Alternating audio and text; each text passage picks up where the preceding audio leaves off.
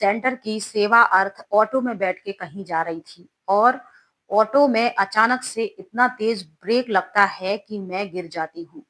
Main road था और road काफी चल रहा था और मैं ऑटो के नीचे आ जाती हूँ। मेरा एक एक्सीडेंट हो जाता है।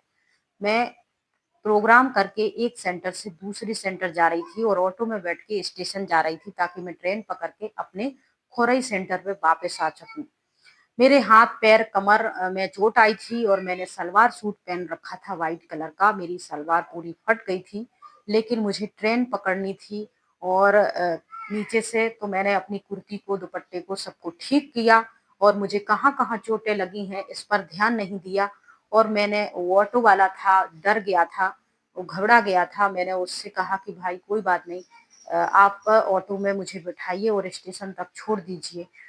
मैं मुझे अभी हॉस्पिटल या कहीं नहीं जाना है, तो मैं चली जाती हूँ स्टेशन और बैठ के सेंटर आ जाती हूँ।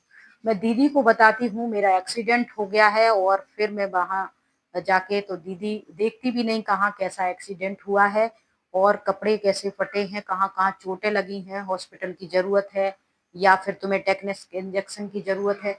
कुछ भी उन्होंने बिना पूछे सोचे समझे मुझे देखे और कहती हैं कि मैं अभी बाहर जा रही हूँ दूसरे सेंटर पे प्रोग्राम के लिए, तुम एक काम करो, घर चली जाओ और वहीं अपनी दवाई ववाई करवा लेना और जब मैं वापस आऊंगी तो तुम आ जाना। ऐसा कह के दीदी चली जाती है सेंटर पे ताला लगा के। नमस्कार दोस्तों, मैं हूँ तुलसी और मैं ब्रह्मा कुमारी सेंटर में रहने के दौरान जो जो घटनाएं वहां घटी हैं 10-12 सालों में, मैं आप लोगों के साथ वो चीजें शेयर करती हूँ ताकि कुछ नए लोगों को मदद मिल सके और जिनके साथ ऐसी घटनाएं घटी हैं वो अपने साथ वो चीजें जोड़ सकें और इसमें जो भाई बहन जुड़े हैं वो भी इन चीजों को जाने समझें और ये मतलब चीजें फिर उनके इन फ्यूचर कभी उनके सामने ऐसी कोई घटना घटे तो वो उस पे सवाल उठा सकें, उसका विरोध कर सकें। चलिए तो आज इसी पर बात कर लेते हैं। मुझे सेंटर में 3-4 साल हो चुके थे रहते और मैं मध्य प्रदेश के सागर जिले से बिलोंग करती हूँ। यहाँ बीना सेवा केंद्र है और खुरई उप सेवा केंद्र है। जब मैं उस समय सेंटर में थी खुरई की, तो जो भी बीना की जो इंचार्ज बहन थी सरोज बहन जी और खुरई की जो इंचार्ज बहन थी किरण बहन जी, ये दोनों सगी बहनें थी और ये आगरा प्रदेश की रहने वाली थी। तो उनके सेंटर पे कोई भी प्रोग्राम होता था तो वो इनको फोन कर देती थी कि तुम्हारे पास जो भी 2-4 लड़कियां हो, भाई हो, वो यहाँ भेज दो। तो 2-3 दिन पहले जाओ, वहां जाले वाले छुड़ाओ, साफ सफाई करो, दरी चादर वगैरह धो, डेकोरेशन फूलों वगैरह से सब चिंग विंग से जो भी है डेकोरेशन का सामान उससे सजाओ। 2-3 दिन इसमें लग जाते थे। फिर प्रोग्राम दिन भर चलता था तो सारा दिन उधर काम करो।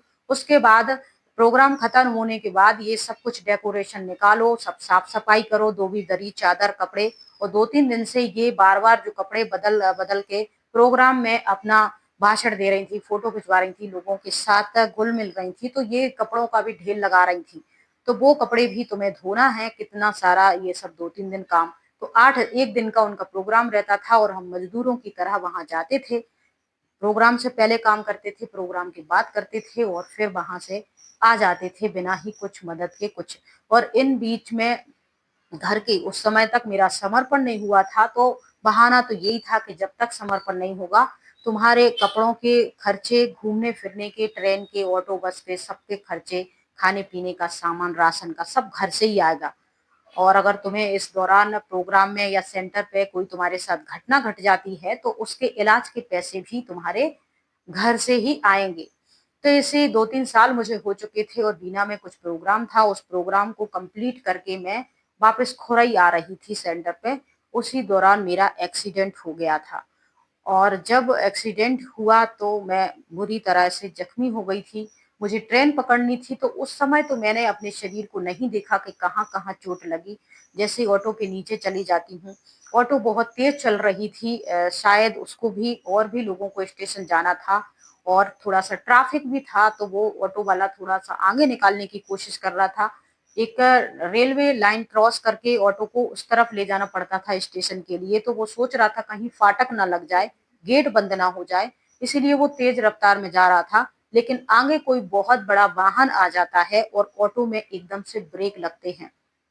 तो ऑटो गिरते-गिरते बचता है, उसमें जो भी सदस्य 2-4 बैठे हुए थे, वो आजू-बाजू ऐसे गिर जाते हैं, पीछे से और भी गाड़ियाँ थी, सबके ब्रेक लगते हैं, लेकिन किस्मत से हमारे ऊपर दूसरी गाड़ी नहीं, हम ही गिर गए थे और छुल गए थे और जो भी हमने सलवार कुर्ती पहनी थी, सलवार कहीं से थोड़ी-सी फट गई थी और यहाँ कुर्ती भी फट गई थी थोड़ी और मुझे चोटें लगी थी कमर में, हाथ-पाँव में, ये सब उस समय मैंने नहीं देखा। मैं उठी, अपने आप को सँवारा, दुपट्टा वगैरह ठीक किया और ऑटो वाले भाई से कहा कि आप घबराइए नहीं, मुझे हॉस्पिटल वगैरह कहीं नहीं जाना है, आप तो स्टेशन ही छोड़ दीजिए क्योंकि मेरी ट्रेन निकल जाएगी। तो ऑटो वाला भाई थोड़ा-सा डर भी गया था, घबरा भी गया था कि अब क्या होगा, इनका एक्सीडेंट हो गया है, लेकिन हमने खुद को सँभालते हुए, उनको सँभालते हुए उस समय अपनी चोटों, दर्द पे किसी पे भी ध्यान नहीं दिया। हम ट्रेन में बैठे और जैसे-तैसे खुरई स्टेशन पे उतरे, वहाँ से उतर के पैदल ही पैदल सेंटर पे जाते हैं, दीदी को कहते हैं ऐसे हमारा एक्सीडेंट हो गया है।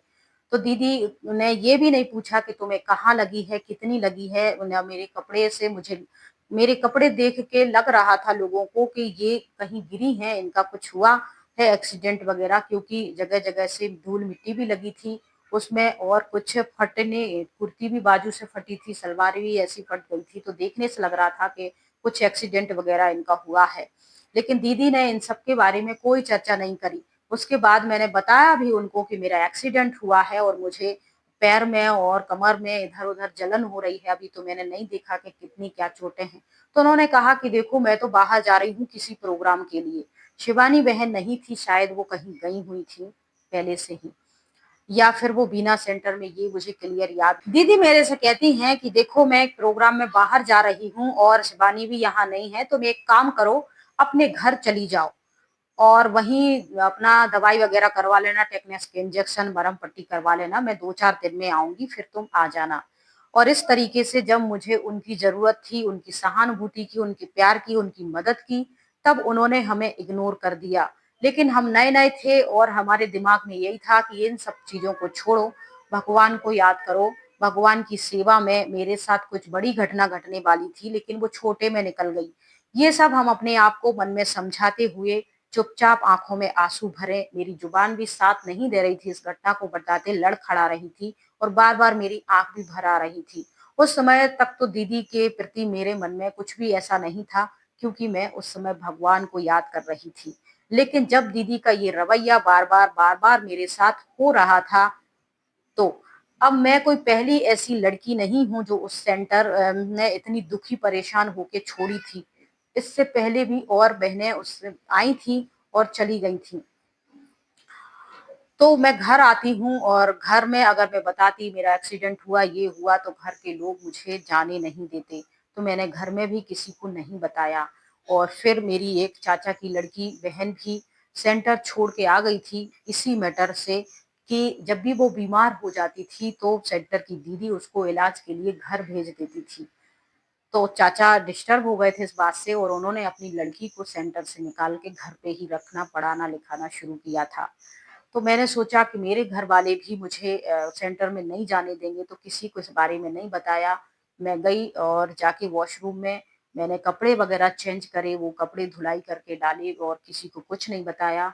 उस समय फिर मैंने अपनी चोटें देखी, तो मेरे पैर में, घुटने में, पेट में, कमर में और थोड़ी-थोड़ी सब जगह ऐसी चोटें थी, 2-4 घाव ऐसे थे जिसमें कुछ छोटे-छोटे पत्थर कंकड़ गुच गए थे, मैंने उनको देखा। उस समय मेरे पास पैसे नहीं थे खुद का टेटनस का इंजेक्शन लगवाने या और घर वालों से भी मैंने कुछ मांगे नहीं कि मुझे और फिर मैं फूट फूट के रोई क्योंकि मैं बाजार में भी नहीं रो पा रही थी स्टेशन पे भी उसमें, लेकिन लगातार मेरी आंखों से आंसू बह रहे थे। मैंने किसी से कुछ नहीं कहा। कुछ ट्रेन में 2-4 लोग मेरे साथ बैठे थे, वो कह रहे थे क्या हुआ दीदी क्या हुआ, क्योंकि मैंने सफेद कुर्ती सलवार पहन रखे थे तो वो मुझे दीदी और यहाँ जो भी या तो सफेद कुर्ती सलवार हमारे यहाँ एक स्कूल में मैडम वगैरह पहनती थी तो सब दीदी कहते थे। तो मुझे भी क्या हुआ दीदी, लेकिन मैं किसी से कुछ कह नहीं पा रही थी, मेरी आंख से आंसू बह रहे थे। और फिर मैंने अपने आप को जब देखा, सब तरह चोटें लगी तो मेरे आंसू बह रहे थे। मेरे पास 20-25 रुपए होंगे तो मैं बाजार से 10 रुपए की एक डिटॉल की बोतल ले आती हूँ और गर्म पानी में उसी को करके डैब डैब करके अपने ही जख्मों को खुद ही साफ करती रहती हूँ। तो इस तरीके से एक घटना मेरे साथ ऐसी नहीं घटी। ऐसी कई घटनाएँ हैं जो मैं अभी तक आप लोगों के साथ शेयर कर चुकी हूँ। आगे भी जो भी घटनाएँ हैं तो मैं धीरे-धीरे करके आप लोगों से शेयर करती रहती हूँ। तो ये कहानी जो मेरी अपनी है, जो सेंटर पे जो आप बीती है, मैंने आप लोगों के साथ शेयर कर दी है। इस कहानी से बहुत सारे भाई-बहन हैं, अपनी कहानी रिलेट कर सकते हैं, इसलिए नए लोगों को भी थोड़ी जानकारी मिल सकती है। अ, अब मैं पूरी दुनिया की इंटरनेशनल संस्था या सेंटर की बात नहीं कर रही हूँ, अपने सेंटर की बात कर रही हूँ। और बहुत से लोगों ने इस ऐसी घटनाएँ जो बड़ी बहनों का छोटी बहनों के प्रति रवैया है, नोट किया है, तो वो आके कमेंट बॉक्स में बताते रहते हैं। और जिन लोगों को इन सब चीज़ों के बारे में जानकारी नहीं है कि बहनें कुछ इस हद तक स्ट्रिक्ट भी होती हैं या फिर इस हद तक संवेदनहीन होती हैं, जो इंसानियत अपनी बहनों के प्रति भी उनमें नहीं होती है, तो दूसरे भाई-बहनों के प्रति उनकी कहाँ से इंसानियत रहेगी और कहाँ से ये विश्व बंधुत्व भावना को लोगों में फैलाएँगी, क्या करेंगी और ऐसे करके सतयुग ले आएँगी। हुँ? ऐसे ये राजा-रानी बनेंगी, ऐसे ये खुद को देवी कहती हैं। खैर इस कहानी में फ़िलहाल इतना ही। अगर इस कहानी से रिलेटिव आपके कोई क्वेश्चन हैं, कोई सुझाव हैं, कोई बात है तो आप कमेंट कर सकते हैं। ऐसी कोई कहानी है जो आप भी अपनी शेयर करना चाहते हैं, कोई एक्सीडेंट है आपका जो आपके साथ कुछ हुआ है तो आप उसे शेयर करना चाहते हैं तो वो भी आप हमें मेल कर सकते हैं।